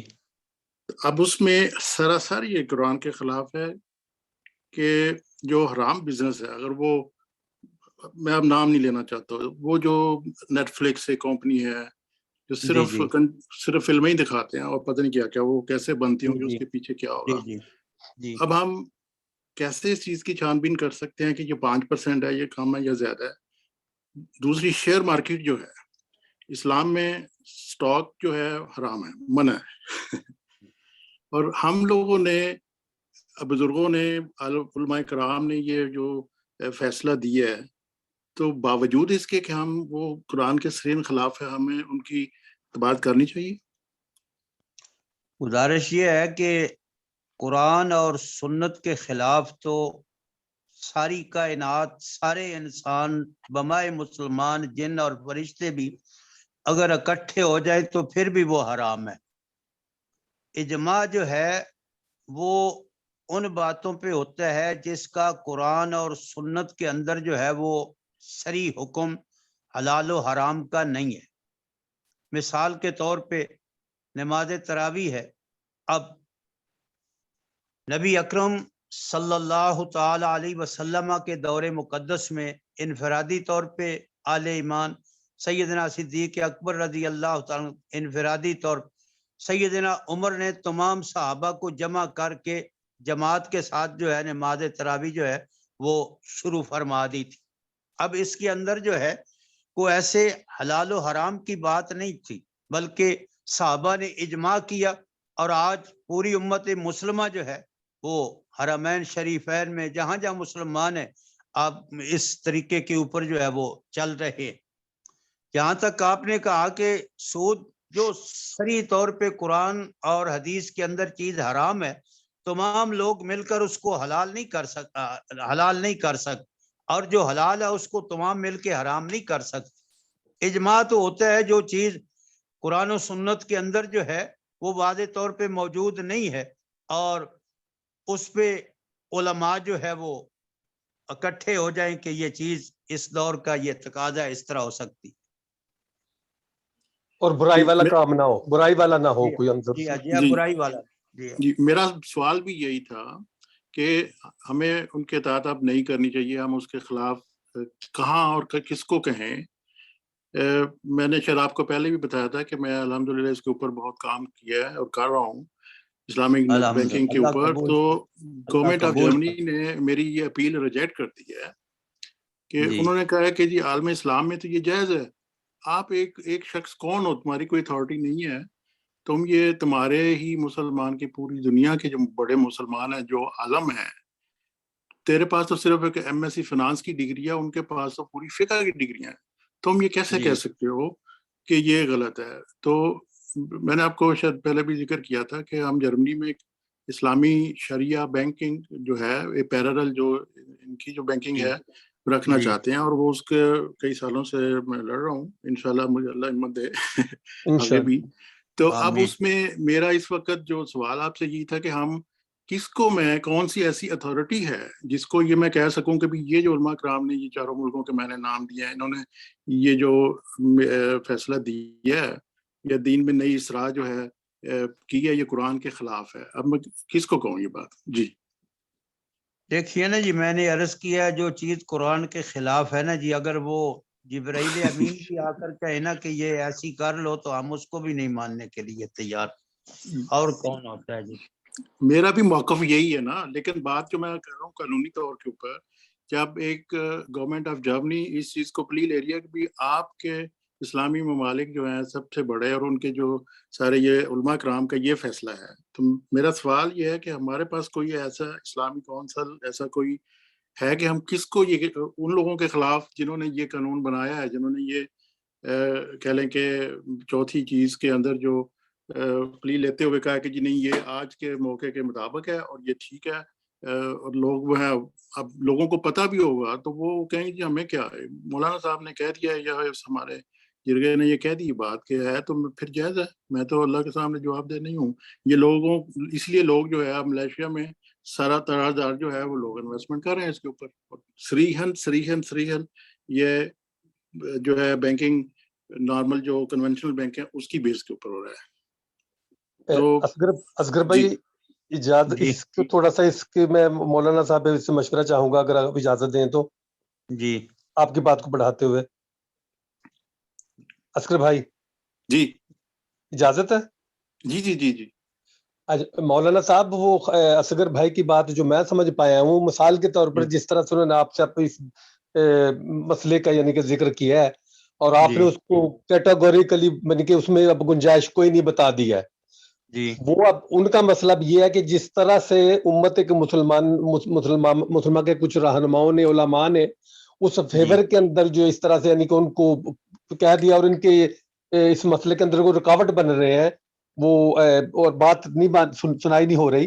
تو آپ جس طرح سے آپ کی کیٹیگری کے یا آپ کے لیول پہ اس سوچ رکھنے والے لوگوں کا کوئی ایسا پلیٹ فارم ہے جس پلیٹ فارم سے یہ اس کی دلیل کے اندر اپنی سپورٹ میں وہ پیش کر سکیں جو اتھارٹی ہو کہ بھئی اگر انہوں نے کہا تو میرے پاس بھی وہ اتھارٹی موجود ہے جس بیس پہ یعنی کہ اپنے یہ کیس کو ڈیفینڈ کر سکیں. اصغر بھائی میں ترجمانی کر دیا آپ کی ایسے؟ بالکل ایسے ہی ہے کہ اگر کوئی قرآن حدیث کے خلاف علماء کرام کٹھے ہو کے کہتے ہیں کہ نہیں یہ چیز جائز ہے تو ہم کہاں جائیں مسلمان پوری دنیا کے اس چیز کو کاؤنٹر کرنے کے لیے؟ یہ بالکل صحیح کہا آپ نے. جی یہ میرے علم میں تو نہیں ہے جی کوئی ایسا ادارہ موجود ہو. اب سید مودودی علیہ الرحمہ تو اللہ کے پاس پہنچ چکے ہیں اور وہ اپنی ذات میں ایک ادارہ تھے اور ایسے جدید مسائل پہ ان کی نگاہ تھی اور قرآن و سنت کے مطابق جو ہے وہ اس کا حل جو ہے وہ نکالتے تھے. اب میرے علم میں نہیں ہے کوئی دنیا میں کوئی ایسا ادارہ جو ہے وہ موجود ہو. باقی یہ بھی تو ایک حدیث پاک میں ہے نا جی کہ آخری وقت آئے گا اور پھر علماء جو ہے وہ بدترین مخلوق ہو جائے گی اللہ کی جو ہے جو اللہ کے اس دین کے ساتھ کھلواڑ کرتے ہیں اور اس طرح کی باتیں ہیں. اب آپ سعودیہ میں دیکھ لینا جی کہ وہاں کیسی کیسی جو ہے وہ باتیں ہو رہی ہیں جہاں اسلام کا منبع تھا. تو اب یہ پوری امت کا اجماع تو نہیں ہے اس بات پہ جو ہے. امت کے علماء انفرادی طور پہ تو یقیناً اس کی تردید کرتے ہیں. اجماع کا مطلب تو ہوتا ہے کہ پوری امت مسلمہ جو ہے ایک چیز پہ متفق ہو جائے جو قرآن و سنت کے خلاف نہ ہو. جی ٹھیک ہے، میرے سوال کا جواب مل گیا، لیکن میری جو کہہ لیں کہ تسلی اس بات پہ نہیں کہ میں اب اس کو مان لوں اور چپ کر کے بیٹھ جاؤں کہ جی ٹھیک ہے بزرگوں نے کہہ دیا ہے، اور اس میں ہمارے پاکستان کے مفتی بھی شامل ہیں، اور سب سے اوپر جو ہیں وہ مولانا تقی عثمانی صاحب ہیں. ان کو میں نے پرسنل ریکویسٹ بھی کیا، ان کی اپنے بیٹے کی کمپنی ہے اسی کام کے اوپر. تو اب پھر کس آپ کو ہم دیکھیں نا کہیں؟ جی، بیٹے کی کمپنی ہے تو پھر مولانا نے گنجائش تو نکالنی ہے نا. اللہ استغفر اللہ، میں یہ بالکل بلیم نہیں کرتا ہوں کہ انہوں نے اس کے لیے نکالا ہے. یہ میرا بالکل کہنے کا، میں یہ کہہ رہا ہوں کہ جو پاکستان میں اس وقت جو لوگ ہیں جن کو بزرگ کہتے ہیں، سمجھتے ہیں، کرتے ہیں، لیکن سوری ٹو سے میرے نزدیک یہ دنیا کا، پورے اس عالم اسلام کا سب سے بڑا فتنہ ہے. اس میں خواہ وہ مفتی شامل ہوں، کچھ لوگ شامل ہوں. تو میرا سوال جو تھا اس کا جواب آپ نے دے دیا ہے کہ یہ ایسا کوئی پلیٹ فارم نہیں ہے سوائے اس کے کہ ہم ایز اے قوم جو ہے وہ کام کریں. لیکن میرے علم وچ نہیں ہے جی، میرے علم وچ نہیں ہے. میں نے یہ نہیں کہا کہ ہے نہیں، میرے علم وچ نہیں ہے. ٹھیک، بہت شکریہ. لیکن اصغر بھائی اس کا ایک دوسرا یعنی کہ حل جو ہے وہ بھی موجود ہے، یعنی کہ صاف ظاہر ہے کہ جب آدمی ایک نیک کام کے لیے نیت کرتا ہے تو دروازے سارے بند نہیں ہوتے.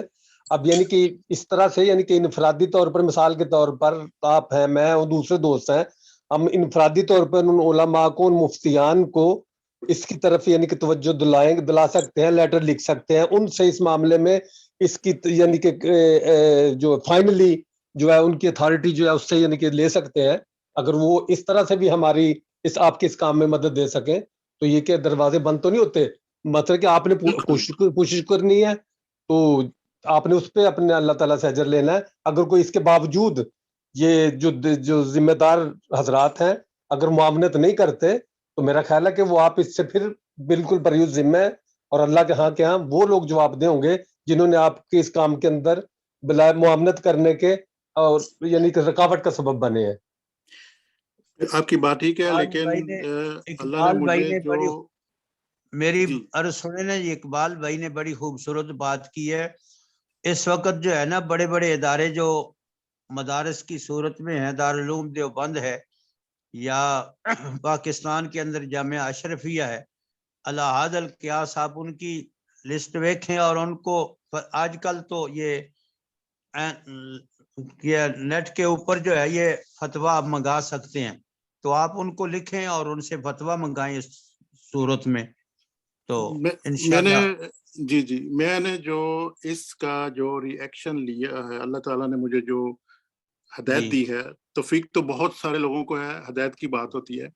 تو اللہ تعالیٰ نے مجھے ہدایت یہ دی ہے کہ میں نے جرمن کا جو تیسرا بڑا شہر ہے رقبے کے لحاظ سے، وہاں پہ 1.5 ایکڑ زمین لی ہے اور وہاں پہ ایک شریعہ یونیورسٹی بنانے کی اجازت مانگی ہے، جہاں پہ پوری دنیا کے جو ہمارے چیدہ بزرگ ہیں یا کریں ہیں ان کو بطور ٹیچر اسکالر کے طور پہ آفر کریں گے. اور یہاں سے ہم جو ہے اپنا نئی بینکنگ کے ساتھ، جو نئے انسٹرومنٹ کے ساتھ، یہاں پہ ہم ایک یونیورسٹی کا جو ہے اس میں آپ کی دعا کی ضرورت ہے. جب وہ انشاءاللہ وہ بن جائے گی، اس کی قانونی اس کی اجازت میرے پاس ہے، مجھے مل گئی ادارہ قائم کرنے کی، تو انشاءاللہ پھر ہمیں بزرگ چاہیے ہوں گے جو وہاں پہ لوگوں کو پڑھائیں. جی اصغر بھائی ہم آپ کے ساتھ ہیں، اللہ تعالیٰ آپ کی اس کام کے اندر معاونت کرے، ہم آپ کے ساتھ ہیں. جی ہاں. اب مجھے معلوم نہیں ہے کہ پروفیسر صاحب کی صحت کیسی ہے، کافی دنوں سے رابطہ نہیں ہوا ہے دوستوں سے کہ پوچھتا، اگر صحت ان کی اچھی ہے، اجازت دیتی ہے تو ان سے مشورہ لے لیں، آپ کو بہت مفید جو ہے وہ مشورہ دیں گے. ہمارے پرویز خالد صاحب نے ہاتھ اٹھایا ہوں کا شاید اس معاملے میں وہ کچھ بات کرنا چاہتے ہیں. فرمائیں جی خالد بھائی. السلام علیکم. وعلیکم جناب مولانا صاحب. جی میں بھی یہی کہنے لگا تو مولانا صاحب نے آخر میں کہہ دیا. پروفیسر خورشید احمد صاحب کا اس بارے میں بہت زیادہ کام ہے. جی اور اگر آپ اسلامک فاؤنڈیشن لیسٹر میں رابطہ کریں تو بہت सारी किताबें इस सिलसिले में मिल जाएंगी जो प्रोफेसर साहब ने लिखी हुई हैं। उन्होंने मुआशियात पे, इस्लामी मुआशरे में बहुत ज्यादा काम किया हुआ है, तो देखें, ट्राई करें वहाँ इस्लामिक फाउंडेशन लेस्टर। खालिद भाई वो इनकी जरूरत नहीं है, वो मालूमात उनको सारी मौजूद है। उनको जो रुकावट उसमें गवर्नमेंट की तरफ से आ रही है वो हमारे उलमा के फतावा है उस सिलसिले में, यानी कि वो कह रहे हैं उनको, यानी कि इंफॉर्मेशन तो उनके पास सारी मौजूद है और उसमें माशाल्लाह काफी पेशरफ्त उन्होंने यानी कि की है। यानी कि ये मसला नहीं है, मसला जो है वो अपनी जगह स्टिल मौजूद है। उसके लिए यानी कि जो मैंने बात की है वो उस पर इंशाल्लाह ज्यादा मुफीद होगी उनके लिए। और ये मौलाना प्रोफेसर साहब से इस मसले में सिर्फ यानी कि इसकी हराम होने की जो तस्दीक दें तो वो ज्यादा मुनासिब होगी। जब कुरान इकबाल भाई हमारे लिए फतवा मौलाना की किताब है मसला सूद। जी जी, लेकिन वो मौजूद नहीं है ना, वो तो एज अदारा तस्दीक इनको यानी कि वो उलमा जो वहाँ मौजूद है उनकी चाहिए। जी जी, बस ये फिर फतवे मंगाए ना जी, फिर वो अपनी राय देंगे और इंशाल्लाह इनके हक में देंगे इंशाल्लाह। बहुत बड़ा सबूत होगा। जी जी। और किसी भाई को इस मामले पे, मुश्ताक भाई आप को कोई मौलाना से कोई बात मजीद? मेरी बात खत्म नहीं। अच्छा ठीक है, आप करें, जारी रखें। क्योंकि इकबाल भाई आपने क्लियर कर दिया। असल जी जी करें। जो ये कह रहे हैं असगर साहब कि इतने उलमा ने वो, हम मुझे तो कुछ समझ नहीं आई कि उन्होंने क्या किया है और क्या कर रहे हैं। ये हलाल कर दिया है एक्सचेंज वाला, स्टॉक एक्सचेंज, तो ये आप कारोबार करते हैं। ये सारा कुछ मेरी समझ में तो नहीं आया कि क्या है वो। पहले ये है कि ये जो बात ये यहाँ कर रहे हैं, ये पहले वहां इनको समझानी पड़ेगी ना। ये तो 2-4 मिनट थे ना इनके पास, जी जी। तो बात नहीं मेरे ख्याल में, मुझे तो समझ नहीं आई। तो अगर वो जो इदारे हैं जहां मौलाना साहब ने कहा आप अलग यूनिवर्सिटी में भी राब्ता कर सकते हैं, तो उनको ये इन्होंने यानी समझाना है, इन्होंने कायल करना है उनको। जी जी। तो ये आपने जो मुकदमा इनका जिस तरह का होगा उसी हिसाब से इनको फतवा मिल जाएगा। सूद तो बहरहाल 5% हो, 0.5% हो, 0.1 हो, वो तो हराम ही है। अब वो जो भी वो लोग अपने दिल को तसल्ली देने के लिए कह देते हैं ये घर का सूद और है, कार का सूद और है, मैंने किसी को दिए वो पैसे वो और है, ये तो खुद दिल को तसल्ली देते हैं। तो असगर भाई अगर आप उन जो मौलाना साहब ने फरमाया, मेरे ख्याल में ये कि वही ऑथेंटिक दारे हैं, ठीक, वरना फर्दन फर्दन तो हर आदमी इसकी मुखालफत ही करेगा, यानी आपके हक में ही बात करेगा। लेकिन आपको चाहिए रिटर्न, तो वो रिटर्न तो वही फतवा देते हैं। और मेरे ख्याल में तकी उस्मानी साहब का आपने जिक्र किया जी, उस्मानी साहब तो बहुत बड़े मारे मुआशियात हैं जी, जी, इसीलिए उनका अपना अदारा है जो उनके नाज़िम उनके बेटे हैं, और वो इस्लामिक जो है फिनांस उसके ऊपर वो चला रहे हैं और इसी फार्मूले के तहत चला रहे हैं। तो मुझे ताज्जुब इसीलिए हुआ कि वो भी जो है वो इसके कायल हैं, क्योंकि वो फतवे में शामिल नहीं। आपने कहा समझ नहीं आई, मैं आपको ये जो बताना चाह रहा था वो ये है कि दुनिया के जो बड़े उलमा कराम हैं उसमें यूनिवर्सिटियां भी शामिल होंगी जिन्होंने ये इज्तिमाई तौर पे ये फतवा दिया है कि एक तो स्टॉक का जो बिजनेस है वो हलाल है, दूसरा अगर वो स्टॉक 100% इस्लामी बिजनेस नहीं करता, कह लें कि जी वो 95% जो है 5% सुअर का गोश्त बेचते हैं, 95 को दूसरा हलाल बेचते हैं, तो वो ठीक है।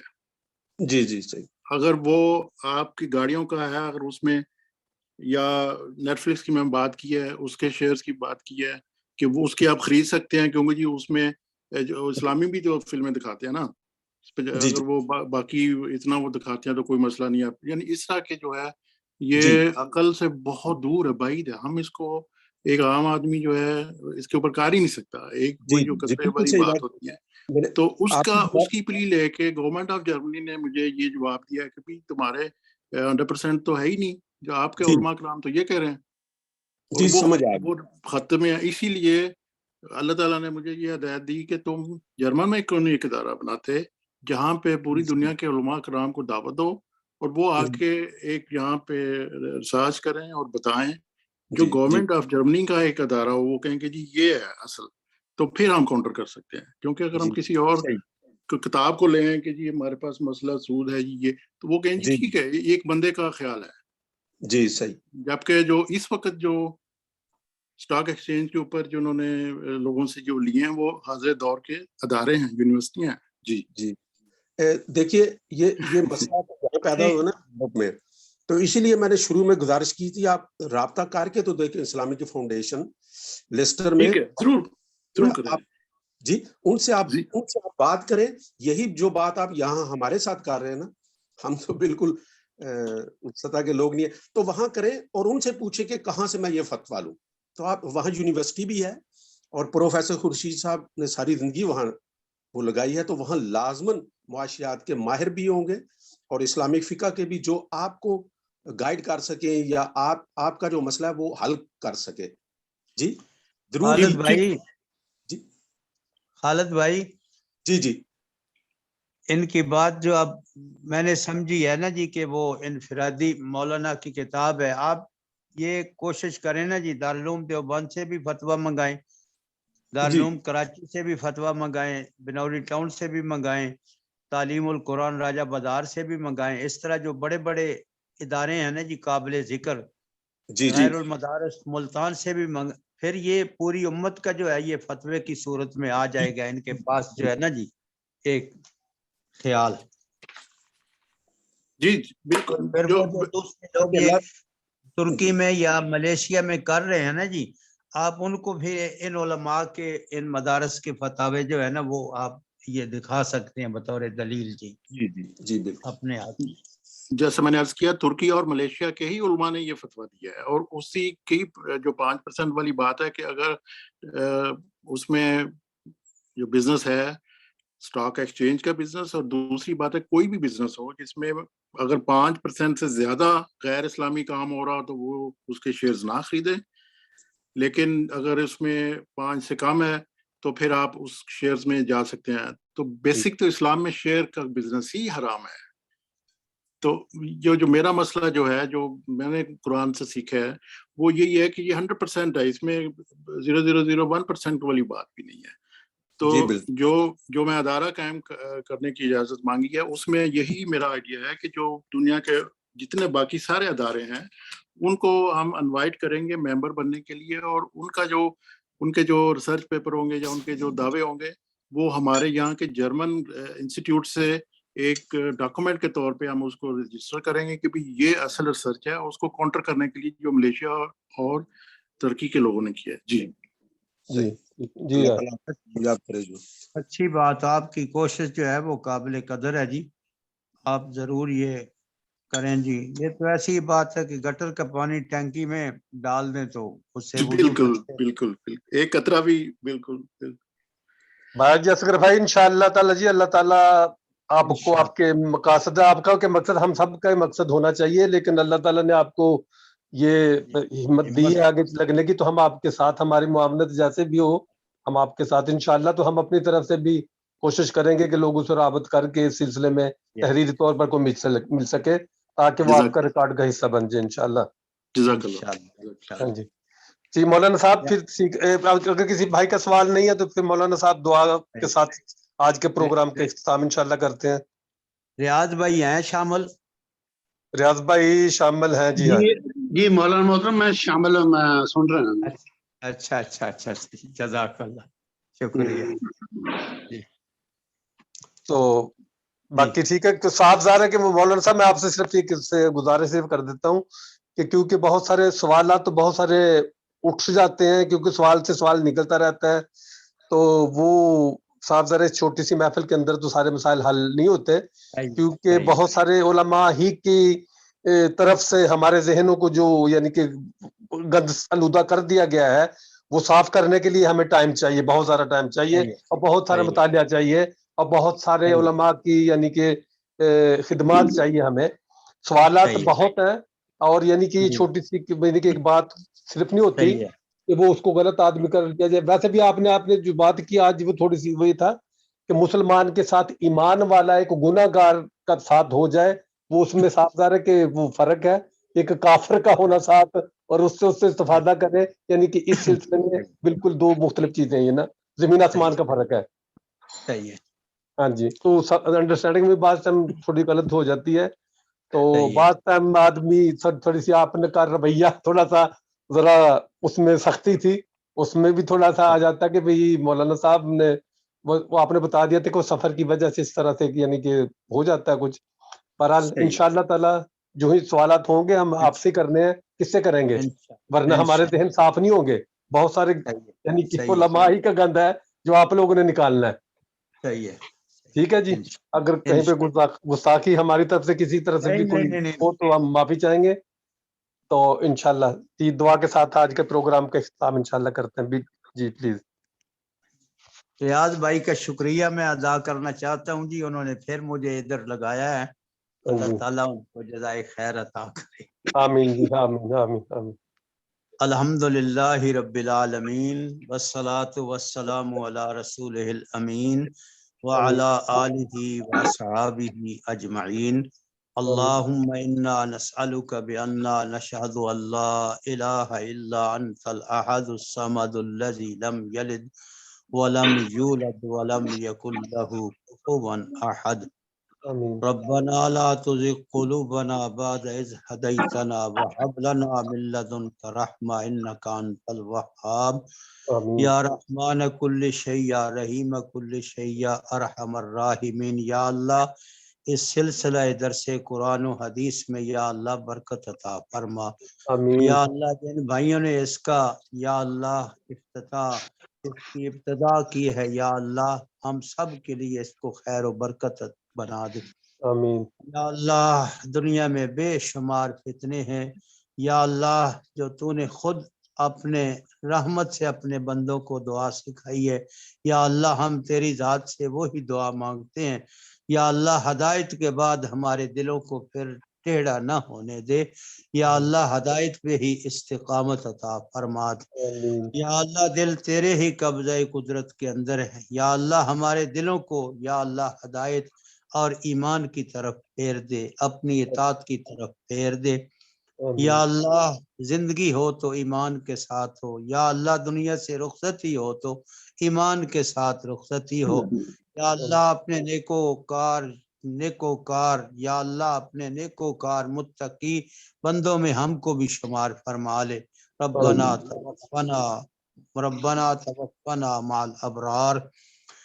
रब्बना तक़ब्बल। या अल्लाह अपनी रहमत अपने फजल व करम से इस सिलसिले को जारी और सारी हमारे बाद भी इसको जारी और सारी फरमा दे। या अल्लाह तो कोशिश भाई या अल्लाह तेरे दीन हक्का की या अल्लाह इन फितनों से या अल्लाह इन तमाम जो है इन उलझनों से या अल्लाह तेरे दीन हक्का को साफ और शफाफ करना चाहते हैं। या अल्लाह उनकी कोशिशों में बरकत अता फरमा। रब्बना तक़ब्बल मिन्ना इन्नका अंतस समीउल अलीम व तुब अलैना इन्नका अंतत तव्वाबुर रहीम। सल्लल्लाहु तआला अला खैरि खल्किही मुहम्मद व आलिहि व सहबिहि अजमईन। आमीन रहमतिका या अरहमर राहिमीन। जज़ाकल्लाह। शुक्रिया। ओके जी, सब भाइयों को जी अस्सलाम वालेकुम। अगली वालेकुम अस्सलाम। अल्लाह